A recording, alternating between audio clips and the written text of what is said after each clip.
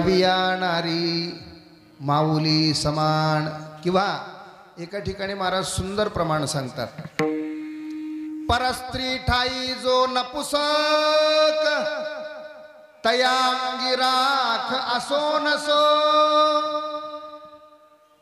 आता आपण कुंभात पाहायला लागलो, कुंभमेळ्यामध्ये पाहायला लागलो, अंगाला राख लावलेले संन्यासी, त्यांना कोणते संन्यासी म्हणतात? नागा, नाही का? महाराज म्हणतात, एका पत्नी सोबत तुम्ही जर राहत असाल, परविया नारीला तुम्ही माऊली समान जर मानत असाल, तुम्ही सुद्धा कोण्या नागा साधूपेक्षा कमी नाही, तुम्ही घरातले नागा साधूच आहात. परविया नारी माऊली समान, कामाबद्दल बंधन सांगितले. पुढे गेल्याच्या नंतर महाराज मोक्ष प्राप्त करण्यासाठीच नरदेह प्राप्त झालेले आहे. कितीतरी दिवसापासून हे जीव बंधनात अडकलेले आहे आणि म्हणून महाराज याला मुक्त करण्यासाठी हे नरदेह प्राप्त झालेले. बहुता जन्मांती जन्मलाशी नरा देव तू सोयरा करियाता. आणि म्हणून महाराज त्या देवाला सोयरा करण्यासाठी आपण सर्वही त्या रस्त्यानं निघालेले आहोत. उद्धरेद आत्मनात्मानम, आपण त्या रस्त्यानं निघालेले आहोत. पण आमचं परमार्थ त्या देवाला आवडतंय का, हे अत्यंत महत्वाचा प्रश्न आहे. आम्ही सर्वच त्या रस्त्याने निघालेले आहोत, पण आमचं परमार्थ, आम्ही करायला लागलेले परमार्थ त्या देवाला आवडतंय का? जसं की उदाहरण सांगायचं म्हणल्यावर, गेचडाला म्हैस आवडते की म्हशीला गेचूड आवडते? कोणाला कोण आवडतात? हा, का तर महाराज त्या म्हशीतलं बरंच काही वडायचं आहे. म्हणून आम्हाला सर्वाला देव आवडते, पण देवाला आम्ही आवडतो का, हे अत्यंत महत्वाचं आहे. विठ्ठल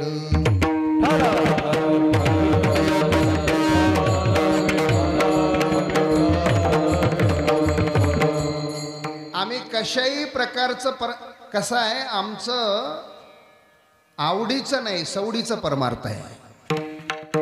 आम्हाला जसं सवड भेटेल त्या प्रकारचं आमचं परमार्थ आहे. दुपारी 12 वाजून गेल्याच्या नंतर सुद्धा काही माणसं स्नान करून 2-2 उदबत्ते घेऊन मारुतीकडे येणारे आहेत. हे सवडीचं परमार्थ आहे की आवडीचं आहे? सवडीचं आहे. आम्हाला काही नियम केलं तरी जमतंय, नाही केलं तरी जमतंय, नाही का? पण महाराज सांगतात, काही एक नेमाविन अन्न खाये तो श्वान. ज्याच्या जीवनामध्ये नियम नाही, त्याच्या भोजनामध्ये आणि श्वानाच्या भोजनामध्ये कुठल्याही प्रकारचा फरक नाही. विठ्ठल विठ्ठल विठ्ठल. आता ज्यांचा आज अनुग्रह दिवस आहे ते तुकोबाराया महाराज सांगतात, आम्ही होऊन देवाकडे जाणं आणि देव होऊन आमच्याकडे येणं, किंवा आम्ही होऊन एखाद्या गुरुकडे जाणं किंवा गुरुनी होऊन आमच्याकडे येणं, यात बराचसा फरक आहे, है की नाही? आम्ही सर्वजण गुरुकडे चाललो, मला गुरुमंत्र द्या महाराज, नाही का? नारळ घेऊन म्हणा, काही साहित्य घेऊन म्हणा, गुरु महाराजांनी जे काही साहित्य सांगितले ते साहित्य घेऊन गुरुकडे आम्ही चाललोत.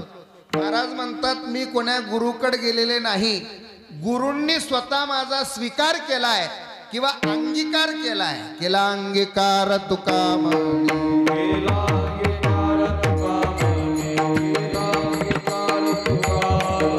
माग शुद्ध दशमी पाहुणे गुरुवार, माग शुद्ध दशमी पाहुणे गुरुवार, माग शुद्ध दशमी पाहुणे गुरुवार, माग शुद्ध दशमी पाहुणे गुरुवार. केला अंगीकार तुका म्हणे, केला अंगीकार तुका म्हणे, केला अंगीकार तुका.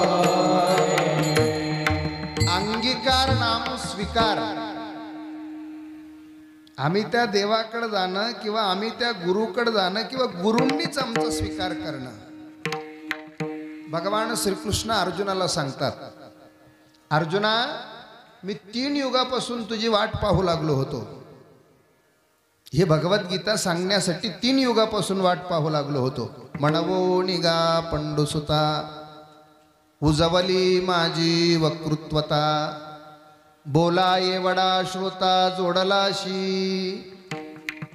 कोणालाही क्रोधी अविश्वासी त्याशी बोध कैचा, व्यर्थ आपली वाचा शिणवू नये. म्हणून कोणालाही सोपवण्यासारखं हे ग्रंथ नसल्यामुळं हे भगवद्गीता मी 3 युगापासून तुला सोपवण्यासाठी पाहू लागलो होतो.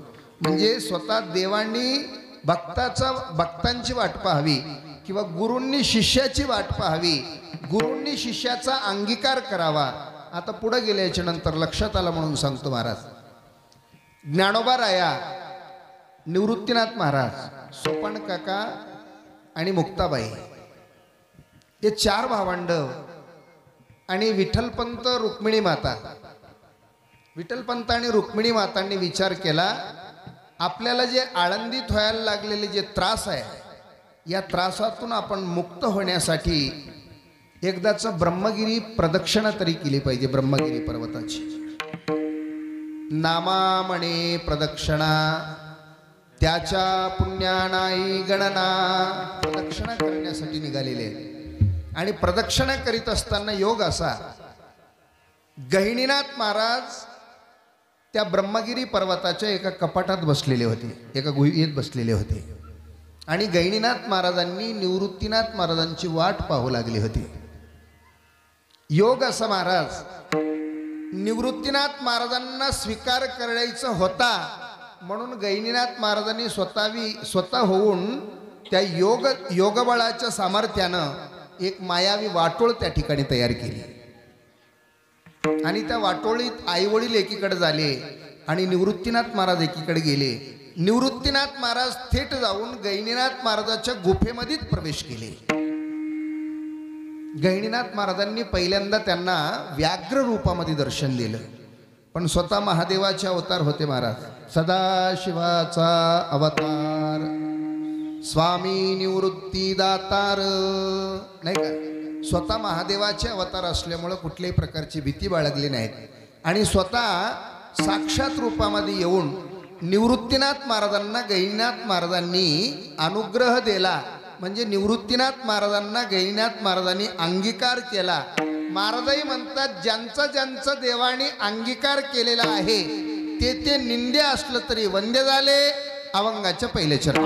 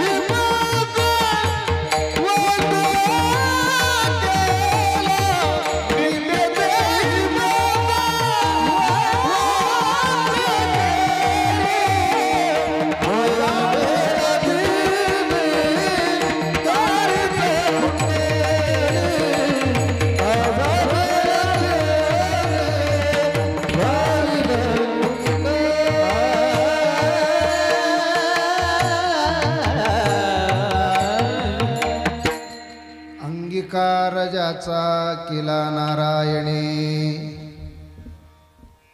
कसं ते देव आमचा अंगीकार करते महाराज. आम्ही रोजही देवाला विनंती करायला लागलो, चित्ती तुझे पाय डोळा रूपाची ध्यान, माझे चित्त तुझे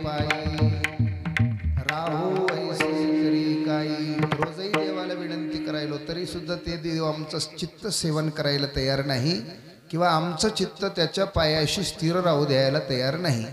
याचं मूळ कारण असं आहे, आमच्या चित्तामध्ये अशुद्ध रंग भरलेले आहे. म्हणून तुकोबाराय महाराज एका ठिकाणी सांगतात, प्रपंच व सरो चित्त तुझे पायी मुरो, ऐसे करिगा पांडुरंगा शुद्ध रंग वावी रंगा. त्या चित्ताला शुद्ध रंग चढवावं लागणार आहे. एकदा ते चित्त शुद्ध झालं, तुका म्हणे चित्त करारे निर्मळ, येवोनी गोपाळ राहे तेथे. आमचं चित्तामध्ये अशुद्ध रंग असल्यामुळंच आम्ही कीर्तनाच्या मंडपात बसलो काय आणि काशीत जाऊन बसलो काय, आम्हाला सारखं घरचंच ध्यान येतंय. कवाड दिसतंय, कोंडा दिसतंय, कुलूप दिसतंय, कपाट दिसतंय, नाही का, याच सर्व गोष्टी दिसतात. हे सारखं सारखं नाना बुद्धीचे तरंग, क्षणोक्षणा पालटती रंग, धरू जाता संगतवतो होय बाधक. क्षणाक्षणाला आमच्या चित्तामध्ये वेगवेगळ्या प्रकारचे तरंग उमटतात. याचं मूळ कारण असं आहे की आमचे चित्त अशुद्ध रंगानं भरलेले आहे. अशुद्ध रंगानं भरलेले चित्त ते देवाला आवडत नाही. ज्यांचं चित्त शुद्ध झालेले आहे, एक गवळण म्हणायला लागली, माझं चित्ताचं त्या देवानं हरण केल्यामुळं हरिले माझे हरिले चित्त, हरिले माझे हरिले चित्त, हरिले माझे हरिले चित्त,